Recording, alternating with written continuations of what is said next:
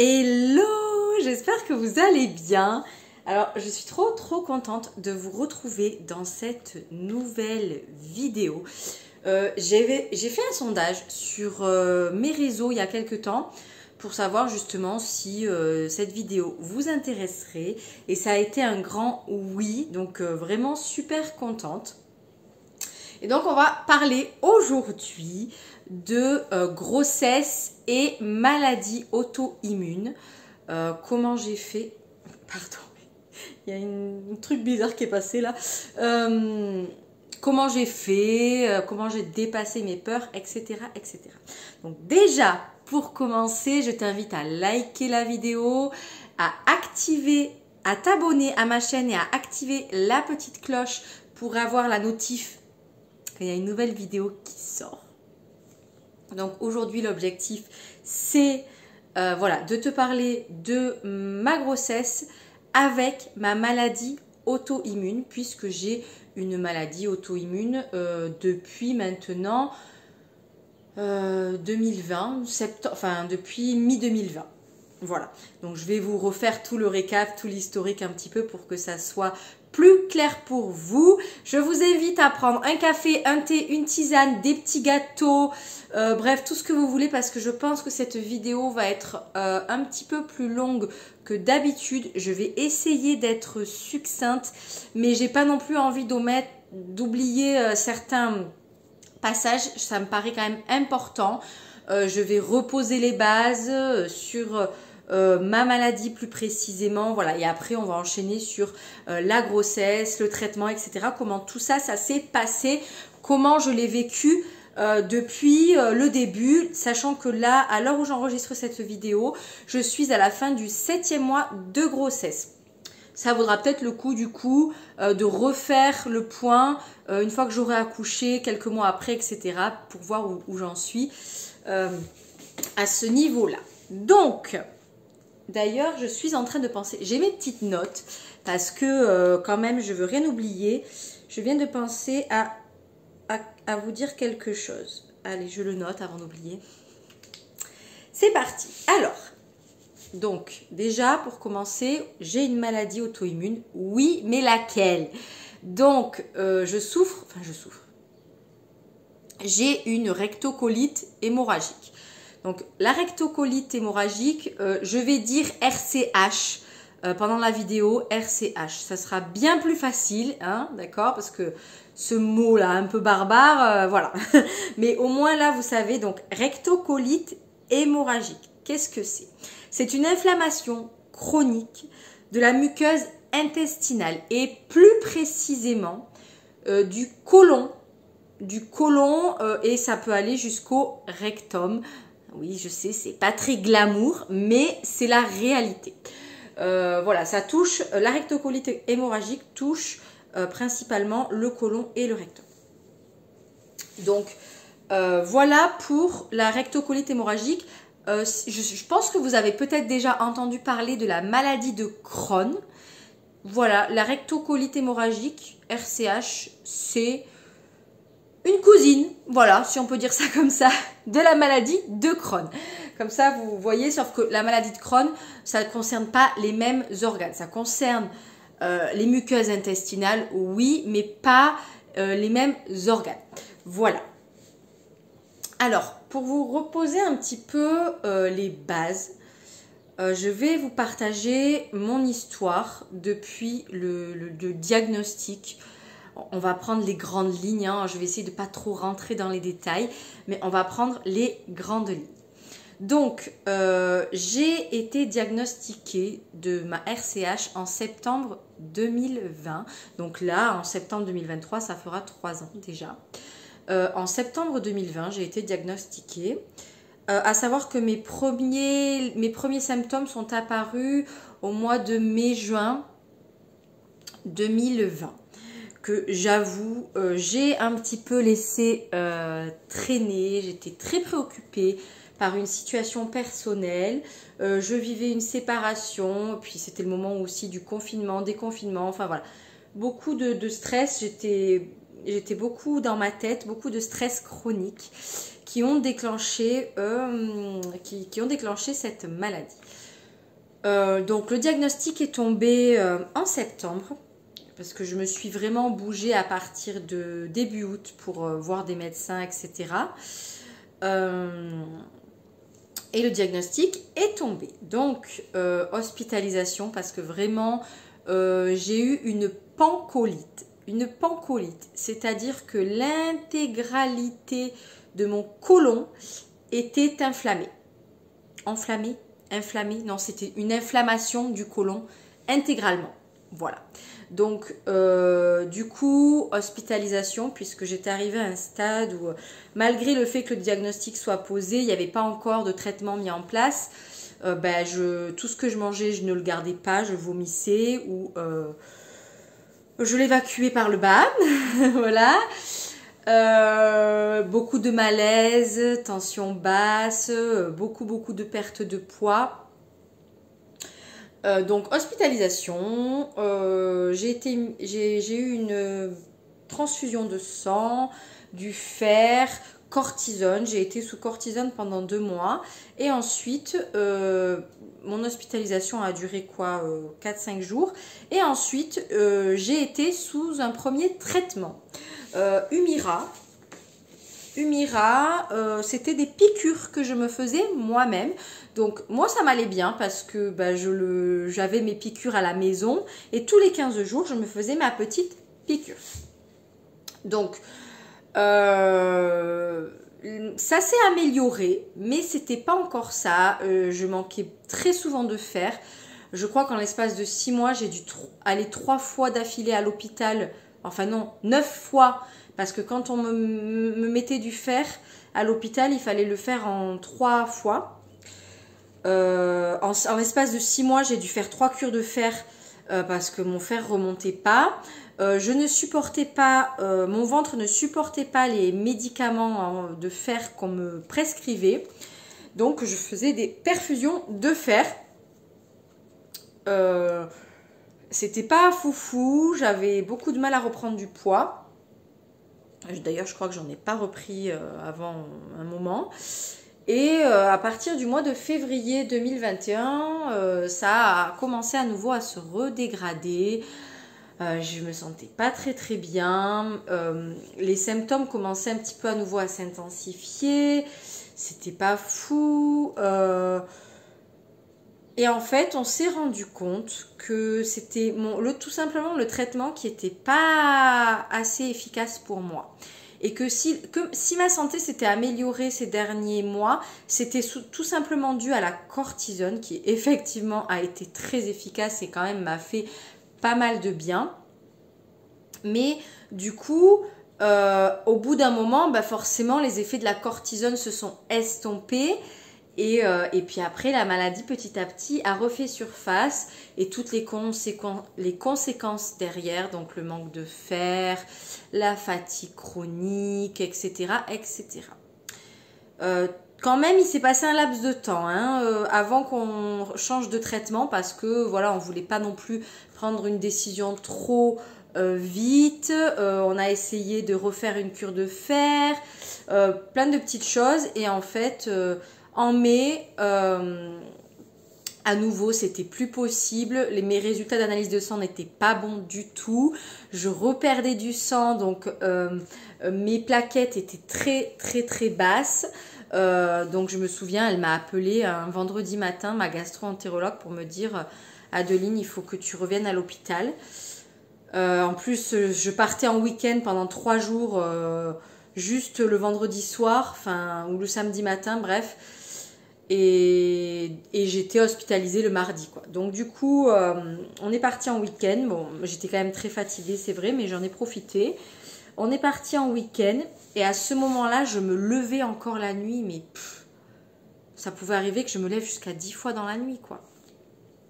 Imaginez, juste sans traitement et en pleine crise. Voilà. Là, j'étais en train de repartir un petit peu en crise. Donc, hospitalisation, et là, pareil, transfusion de sang, fer. J'ai été hospitalisée 1 semaine là, ouais, 5-6 jours. et on me change mon traitement. On me fait un examen, une coloscopie et on me change mon traitement et on me fait mon premier traitement à l'hôpital. Et c'est là où j'ai vraiment vu les premières vraies améliorations parce que pour le coup c'est un traitement qui était vraiment ciblé sur mon côlon, qui est vraiment ciblé pour la RCH. Et donc là, j'ai vraiment vu des améliorations. Je crois que j'ai quand même dû faire une petite session de perf de fer fin 2021. Peut-être début 2022 parce que malheureusement, même si mon fer remontait petit à petit, c'était pas suffisant. Il fallait quand même donner un bon boost. Mais là, ça doit faire plus d'1 an hein, que j'ai plus fait de perf de fer. Malgré le fait que pendant ma grossesse, effectivement, là aussi, j'ai mon fer qui est un petit peu bas, mais c'est aussi lié à la grossesse et je prends du fer tous les jours, quasiment, enfin 1 jour sur 2 parce que sinon je ne supporte pas très bien, 1 jour sur 2 depuis le début que je suis enceinte. Bref, petite parenthèse. Donc, nous voilà en 2021, donc mai 2021, je change mon traitement. Donc là, ça fait 2 ans que j'ai ce nouveau traitement qui fonctionne très bien, mais qui effectivement m'oblige, entre guillemets, à me déplacer à l'hôpital toutes les 8 semaines. Voilà, une demi-journée toutes les 8 semaines où je me rends à l'hôpital pour faire cette perfusion, parce que c'est une perfusion. Je vais en ambulatoire hein, à chaque fois. Donc ça c'est mon historique pour ma maladie. Qui là, ce traitement-là qui fonctionne très très bien, qui a stabilisé ma maladie, qui a permis que je sois en rémission, comme on dit dans le jargon médical, et qui m'a permis aussi de reprendre du poids, d'avoir une alimentation, bien que je fasse attention, quoique pendant ma grossesse, voilà, bon bref, mais qui m'a permis de réintroduire, voilà, ce traitement m'a permis de réintroduire des aliments dans mon alimentation que je ne pouvais plus manger parce que je ne les supportais plus, mais vraiment, genre ça m'envoyait direct aux toilettes, c'était l'enfer, des crampes au ventre, c'était horrible. Donc vraiment, un traitement efficace. Donc bah voilà, ça suit son cours, hein, 2021, 2022 et fin 2022, enfin... On programme en fait en novembre 2022, avant que j'apprenne que je suis enceinte, une coloscopie, je sais plus, en janvier. Parce qu'on s'est dit, bon bah là ça va faire 1 an et demi que tu es sous ce traitement, on va faire un point, on va aller voir ce qui se passe dans ton côlon, dans ton rectum, on va voir un peu où en est la maladie, clairement. Mes analyses étaient bonnes, donc du coup on fixe ça et effectivement ensuite j'apprends que je suis enceinte. Donc du coup on a annulé cette intervention, bien qu'elle ne soit pas hyper risquée. Voilà, moi elle m'a dit non, je vous fous la paix pendant votre grossesse, on verra plus tard. Donc tant mieux. Concernant, en fait, juste je vais faire une petite parenthèse, ou alors je vous le dirai après. Non, je vous le partagerai après, ouais. On va rester quand même dans les étapes, on va essayer de faire en sorte que ça, de suivre le fil, hein, parce que sinon, elle va être interminable cette vidéo. Alors, donc du coup, voilà, là je vous ai partagé un petit peu mon histoire, du diagnostic à maintenant, non, à savoir que, voilà, juste pour vous partager un petit peu, donc maintenant là, depuis la fin de mon 6e mois, je suis en pause, je fais une pause dans mon traitement et je le reprendrai 1 mois après mon accouchement, mais j'y reviendrai. Donc là, venons-en, voilà, effectivement, à grossesse plus traitement. Quand j'ai appris ma grossesse, donc je crois que ma gastro-entérologue, c'est la première personne, une des premières personnes en plus du magasin de ma robe de mariée. Oui, non, mais mes priorités vraiment... Enfin, ma mère a été la première au courant, mais avant même que nos proches, que mon frère soit au courant, ma gastro-entérologue était au courant et le magasin pour ma robe de mariée était au courant. J'avais tellement peur pour ma robe de mariée que je doive changer ou quoi, que je les ai appelés de suite. Et bon, pour ma gastro-entérologue, c'est normal aussi. Pour moi, c'était hyper important qu'elle soit au courant de suite. Peu importe la suite de la grossesse, pour moi, voilà, c'était vraiment très, très, très important qu'elle soit au courant immédiatement. Déjà parce que je pense que j'avais grand besoin d'être rassurée par rapport à plein de petites choses. Et parce que je voulais, voilà, je voulais qu'elle soit au courant et que... et voilà, qu'elle le sache tout simplement, ça fait partie du suivi médical. Donc voilà, je l'ai mise au courant très très rapidement. Elle m'a d'ailleurs rappelé 2 jours après, elle était super super heureuse. Et du coup, elle m'a dit, bon ben, on a commencé un petit peu à se renseigner. Elle a fait le point avec ses confrères par rapport à mon dossier pour voir qu'est-ce qui était le mieux pour moi. Moi, de mon côté aussi, je l'ai évoqué avec la gynéco dès le départ.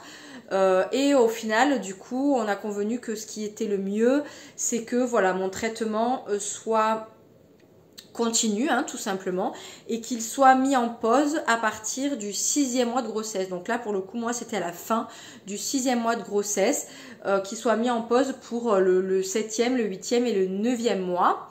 Donc ça, c'est ce qui a été convenu. Donc j'ai continué en fait hein, pendant ma grossesse à aller faire mes traitements. Je vous cache pas que le premier trimestre, ça a été un peu compliqué parce que j'avais la fatigue de la grossesse plus mon traitement qui me fatigue beaucoup. En fait, quand je fais ce traitement-là, le soir, je suis très très fatiguée. Donc du coup, je m'étais dit, mais voilà, j'avais vachement peur par rapport à ça. Puis finalement, ça s'est bien fait. Au 2e trimestre, bon, mon énergie est pas mal remontée. Donc ça s'est fait hyper facilement. Puis franchement, les infirmières sur place, je me suis fait chouchouter de fou. On était souvent dans... Ça peut arriver parfois que je sois dans une pièce où on est plusieurs à recevoir le traitement, etc. Et là, les derniers temps, elle me mettait plutôt dans une chambre avec un lit pour que je sois bien confortable. Parce que c'est vrai que la pièce où il y a plusieurs fauteuils, c'est pas hyper confort. Enfin, franchement, chouchouté, hyper agréable. Et donc là, j'ai fait mon dernier traitement. Oh, c'était il y a plus d'un mois. C'était il y a un peu plus d'un mois, si je dis pas de bêtises. Voilà, donc là, c'est une petite pause jusqu'à après l'accouchement. Donc voilà pour la partie grossesse plus traitement. Alors, je me suis dit aussi que ça serait peut-être intéressant de parler d'éventuelles conséquences que ma maladie aurait pu ou peut avoir sur ma grossesse, sur bébé, maladie et traitement. Alors, ma maladie en soi, c'est... il y avait 3 possibilités. C'est quelque chose que j'avais déjà évoqué avec ma gastro-entérologue il y a 1 an de ça. Mais vraiment sans pour projet de tomber enceinte à ce moment-là. Et en fait, elle m'a dit, donc en étant enceinte, il y a plusieurs possibilités. Soit, bon là, votre traitement, elle m'avait dit, votre traitement, il fonctionne bien, il a stabilisé la maladie, donc ça peut rester exactement comme ça. Et c'est très bien. Soit, ça peut aggraver un petit peu. Ça peut aggraver un petit peu la maladie. Vous pouvez à nouveau avoir des symptômes qui sont pas super agréables. Et à ce moment-là, elle m'avait dit on avisera, il y a des possibilités voilà, qui sont sans danger pour la grossesse, etc. Bon, ok. Ou, autre possibilité, donc en gros c'est un tiers à chaque fois. Pour les statistiques, voilà, c'est comme ça qu'elle me l'avait approché. Ou, autre possibilité, c'est que ça s'améliore. Que la santé s'améliore, que je me sente mieux et voilà, que ça s'améliore encore plus en tout cas que par rapport à ce que j'ai actuellement avec le traitement.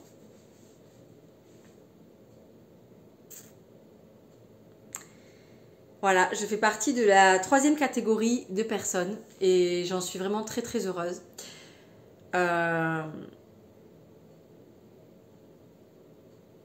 Cette grossesse m'a fait oublier ma RCH, voilà, j'ai presque envie de pleurer en le disant, mais voilà, ça m'a presque fait oublier. Alors je ne l'ai pas oublié parce que bien évidemment il y a les traitements qui le rappellent toujours un peu, mais je n'ai eu absolument aucun symptôme, même minime, de ma RCH. Voilà, pardon pour les détails, mais j'ai même été par moments constipée, voilà.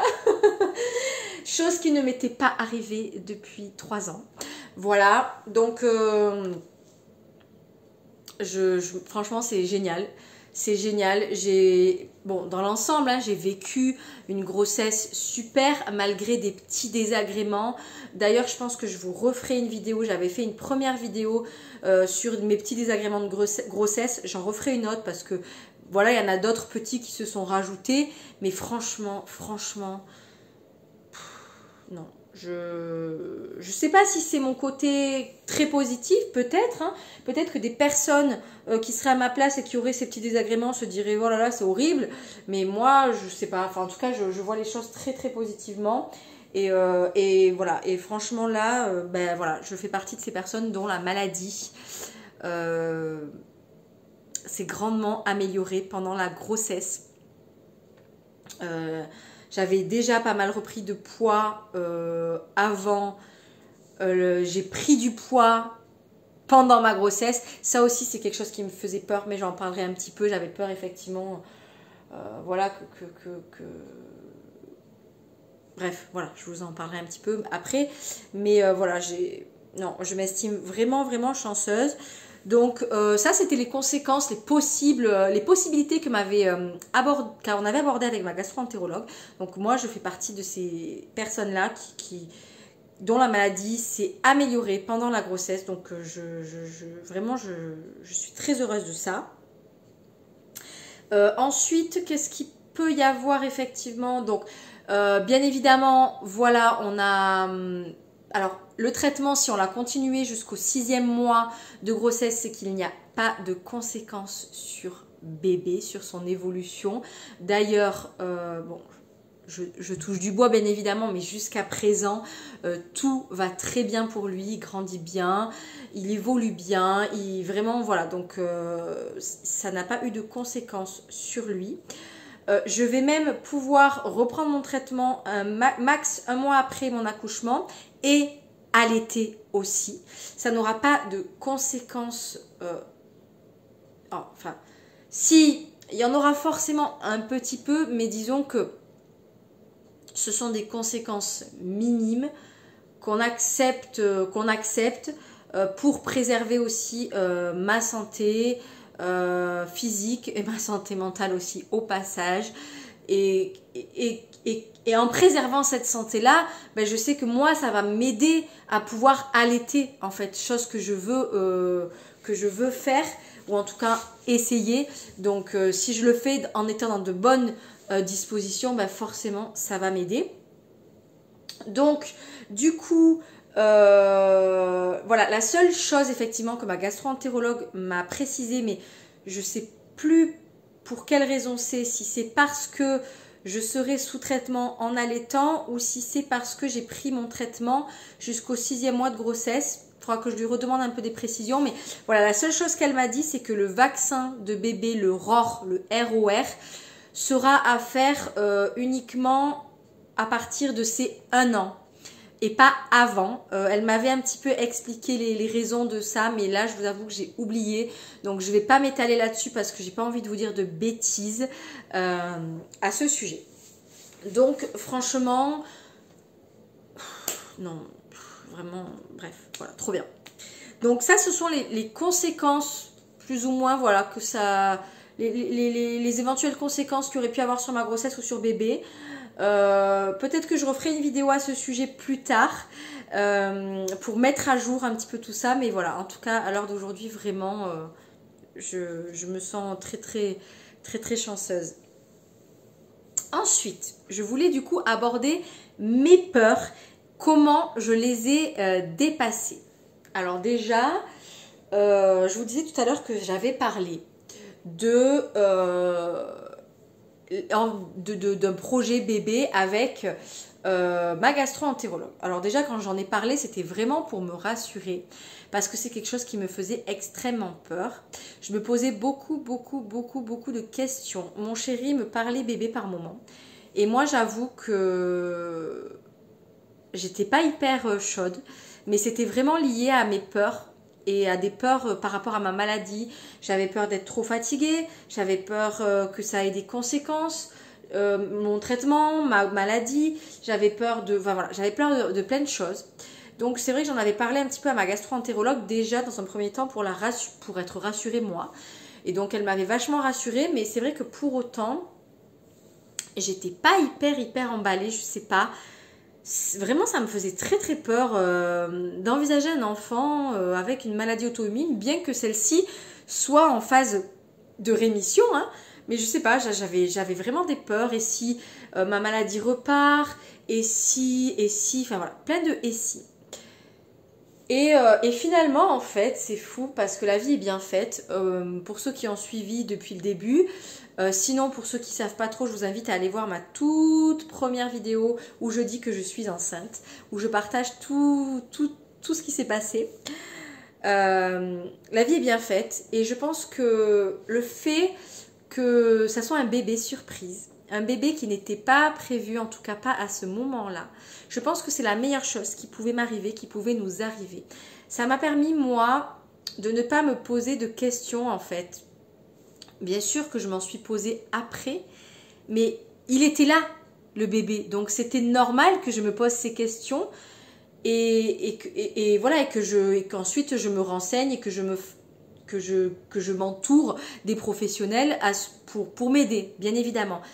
Mais le fait que ça soit une surprise, ben, ça m'a permis de ne pas cogiter en mode, voilà, bon allez, ça y est, on est en essai bébé. Bon, ben, essai bébé pendant 3 mois, pendant 6 mois, pendant je sais pas combien de temps. Et je sais que moi, ça m'aurait fait vachement cogiter. Ça m'aurait fait peut-être même très peur. Et possiblement, ça m'aurait aussi bloqué, hein, psychologiquement. Donc là, pour le coup, ben, il est arrivé. C'était une surprise. Une belle surprise, même si au début je ne l'ai pas forcément vécu comme ça, mais en tout cas c'est une très belle surprise. Et pour moi, en fait, c'était vraiment comme ça que ça devait se passer, parce que moi, ça m'a vraiment permis finalement, ben, j'ai pris le problème, entre guillemets, le problème, oui, maladie, bébé, tout ça, au moment où il s'est présenté. Plutôt que de cogiter 1500 ans avant, de me dire oui, mais non, oui, mais je suis pas sûre d'en vouloir, mais toi t'en veux, mais fou, mais voilà. Ben, ça s'est présenté, surprise. Voilà, et là, même si ça a été difficile par moments, hein, j'ai laissé des larmes, bien évidemment, mais regardez, je suis là, je suis vivante. J'ai fait beaucoup de travail interne. J'ai énormément évolué. Franchement, même moi, voilà, il s'est passé beaucoup de choses à l'intérieur de moi. Donc voilà, finalement, j'ai pris la problématique. Bon, ben, ok, là maintenant que je suis enceinte, qu'est-ce qui me fait peur par rapport à ça, par rapport à ma maladie, par rapport à mon traitement? Ok, d'accord, ça, bon, ben, qu'est-ce que je peux faire? Bon, ben, je vais appeler un tel, et j'aurai mes réponses, voilà. Et c'est ce qui s'est passé, et j'ai été rassurée à chaque fois. Tout s'est très bien passé, tout se passe très bien, et la preuve en est, c'est que voilà, je vis une super grossesse avec une maladie auto-immune. Donc, franchement, pour moi, c'était vraiment la meilleure chose qui pouvait arriver, que ça soit surprise plutôt que ça soit programmé et qu'on se dise bon, allez, on enclenche un essai bébé et puis c'est parti. C'est pas du tout une critique, hein, pour ceux qui fonctionnent comme ça, vraiment, chaque couple fait comme il le souhaite, mais pour moi, je pense que c'était vraiment la meilleure chose parce que je sais que sinon, ça m'aurait trop pris la tête, je pense. Ça m'aurait fait trop me poser de questions. et possiblement ça n'aurait pas été très très sain pour ma santé mentale et donc physique aussi. Qu'est-ce que je voulais vous dire? Donc ouais, effectivement, ce qui m'a aidé, voilà, c'est pendant cette grossesse à dépasser mes peurs, c'est de ne pas trop anticiper à l'avance, de laisser les choses venir au fur et à mesure. Et lorsque j'avais une question ou une peur de l'ordre qui venait de l'ordre médical, ben voilà, je la notais et puis je consultais les personnes concernées pour pour qu'elles répondent à mes questions, pour qu'elles me soutiennent, pour qu'elles me rassurent, etc., etc. Et tout à l'heure, je vous parlais aussi de la prise de poids. Ça faisait partie d'une de mes peurs aussi parce que j'ai perdu beaucoup de poids à cause de ma rectocolite hémorragique. J'ai perdu 14 kilos, 14-15 kilos. Bon, clairement là, pendant la grossesse, j'en ai repris. Je les ai même tous repris. Plus que ça même. Hein. J'avais repris un peu de poids. J'avais bien repris... sur la dernière année, là, j'avais pris 8-10 kilos. J'avais repris, voilà, 8-10 kilos tout doucement. Et puis là, bah, j'ai rajouté plus 10 pendant ma grossesse. Mais donc, du coup, pour parler du poids, c'est vrai que ça me faisait un petit peu peur. J'avais peur, voilà, que si ma maladie se réenclenche avec des symptômes assez difficiles, douloureux et violents pour moi, ben, j'avais peur de perdre énormément de poids à nouveau. J'avais peur que ça mette en danger la santé de mon bébé. Je me suis dit, mais si j'arrive plus à manger, enfin voilà, c'était vraiment des peurs. Et en fait, c'était clairement un traumatisme lié à ce que j'avais vécu au début de ma maladie qui m'a vraiment fait très très peur. Et en fait, c'est là aussi où je me suis rendu compte que ben, j'avais vraiment un réel traumatisme lié à ma maladie et aux symptômes qui l'entourent, cette peur-là que ça revienne, etc. Et puis finalement, en fait, ben, je me suis fait confiance, je me suis écoutée, je me suis entourée et ça s'est très très bien passé. Il faut savoir aussi que quand même, j'ai fait du gros travail personnel sur moi-même, intérieurement, du développement personnel, de l'introspection. Mon état d'esprit est vraiment différent d'il y a 3 ans. J'ai beaucoup évolué aussi sur mon mode de vie, sur tout un tas de choses. Je me priorise beaucoup aussi. Je sais m'écouter quand il y a besoin quand j'ai besoin de me reposer. Je sais dire non quand vraiment pour moi c'est pas possible. Et ça aussi, ça joue énormément parce que du coup, je me sens bien dans ma tête et donc forcément dans mon corps, je me sens bien mieux aussi. D'ailleurs, pour vous dire un petit peu, là aujourd'hui j'ai pris 10 kilos. Alors je vous cache pas que c'est pas forcément tous les jours facile de le voir, de l'observer, de s'en rendre compte. Tout à l'heure j'ai fait mon shooting photo de grossesse et par moment, bah, effectivement oui les photos sont belles, mais je vois le poids que j'ai pris au niveau de mes hanches, de mes cuisses, de mes fesses, de mon visage. C'est pas tous les jours facile, mais quand bien même je remarque une évolution, c'est-à-dire que je me sens hyper bien dans ma peau aujourd'hui, en tout cas beaucoup mieux aujourd'hui que ce que je ne l'étais il y a 3 ans en arrière quand je faisais 10 kilos, 14 kilos de moins. Parce qu'il y avait la maladie, parce que il y avait le fait aussi que j'étais pas bien dans ma tête et que j'ai fait tout ce travail-là aussi à côté du médical, de l'aspect médical et que ça fait qu'aujourd'hui, ben, et je sais aussi qu'aujourd'hui, c'est grâce à ça aussi que je peux vivre tout ça beaucoup plus sereinement. Alors attention, ça ne veut pas dire que j'ai pas des moments de down, que j'ai pas des moments où je suis fatiguée, qu'il n'y a pas des moments où je pleure. Oui, ça m'arrive encore. À la différence d'avant, c'est que je m'écoute. J'ai passé ma journée d'hier à me reposer complètement. Voilà, j'étais sur mon lit, j'ai lu, j'ai regardé l'ordinateur, j'ai fait des petites choses, mais j'étais sur mon lit et ça m'a fait énormément de bien. Et ça, pour moi, c'est vraiment game changer, les amis, comme on dit en anglais. Voilà. Mais oui, mais clairement, c'est ce qui m'aide aussi d'avoir fait ce travail-là personnel sur moi-même. Alors, la petite conclusion, les amis, pour terminer, je voulais vous parler juste de l'après. C'est vrai que je l'ai abordé un tout petit peu tout à l'heure, mais je vais vous le redire maintenant. En fait, donc je vous l'expliquais, j'ai arrêté mon traitement, j'ai fait une pause. Je vais donc le reprendre au maximum, au plus tard, 1 mois après mon accouchement. Et là, je suis contente parce que c'est vrai que ça m'inquiétait un petit peu, je savais pas trop, bien que je sais qu'au moment voulu, on se serait adapté et organisé, mais je savais pas trop parce qu'en allaitant un petit tout, je me suis dit, il va falloir que je m'organise parce que je vais pas l'embarquer clairement avec moi à l'hôpital. Donc, quand je vais reprendre mon traitement, je vais faire 2 traitements à 15 jours d'intervalle, parce que pour une reprise, il faut mettre une dose un petit peu plus forte au début, voilà. Je vais reprendre mon traitement, donc une première fois, 15 jours plus tard, une deuxième fois, donc là, à l'hôpital. Et ensuite, je vais attaquer un traitement, le même traitement en fait, exactement le même que celui que je fais à l'hôpital, sauf qu'ils ont sorti la formule, la version en piqûre, qu'on peut faire chez soi à la maison.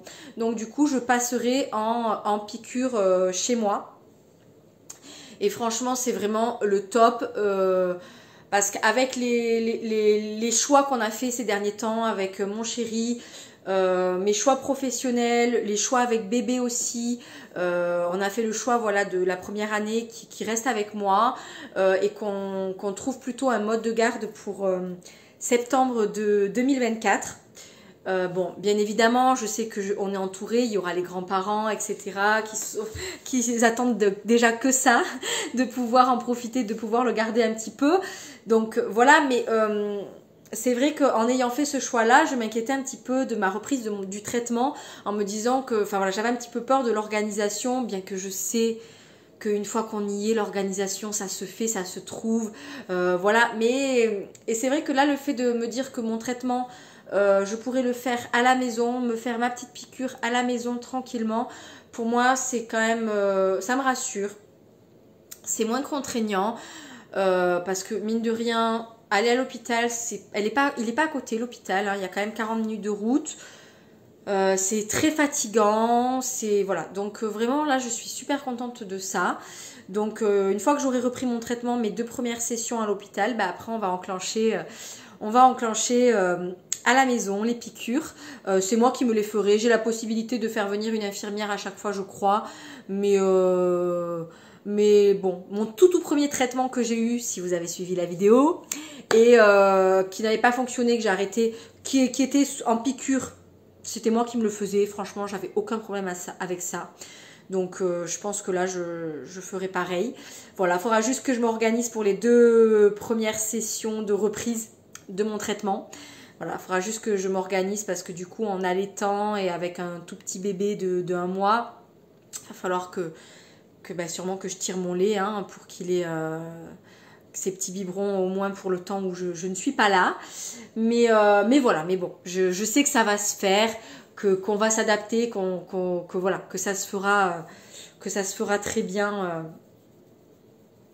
au moment où il faudra réenclencher le traitement. Mais voilà, ça me rassure quand même énormément de savoir que je vais le reprendre du coup à la maison avec les piqûres. Ça sera moi qui gérerai tout ça avec mes ordonnances et tout, la pharmacie du village, enfin voilà. Donc vraiment ça, je suis très contente. Voilà les amis, je pense que j'ai fait le tour. J'ai fait le tour du sujet. N'hésitez pas si vous avez des questions sur cette thématique à me poser en commentaire. Vraiment, j'y répondrai avec grand plaisir. J'espère que ça pourra aider certaines d'entre vous. Vraiment, vos peurs sont légitimes, mais faites en sorte de bien vous entourer. Faites en sorte d'être bien dans votre tête, dans votre corps. Voilà, entourez-vous de bonnes personnes sur le plan médical, sur le plan personnel. Parce que vraiment, oui, mes peurs, j'avais le droit d'avoir ces peurs-là, mais maintenant, avec le recul, je me dis que finalement, ces peurs-là, bah, c'était juste une projection de mon mental dans un avenir qui n'était pas encore là et qui finalement ne s'est même pas présenté puisque tout s'est très très bien passé. Voilà, donc j'espère vraiment sincèrement que ça pourra en rassurer certaines. Et puis encore une fois, n'hésitez pas si vous avez des questions. Je serai très très heureuse de vous aider. Mais voilà, n'oubliez pas aussi de vous entourer de bonnes personnes, tant sur le plan médical que personnel, etc. Voilà, c'est toujours bien pour sa santé physique et sa santé mentale. Voilà, merci d'avoir regardé cette vidéo. Je vous souhaite une très belle journée, soirée, nuit et je vous dis à bientôt dans une prochaine vidéo. Ciao, ciao!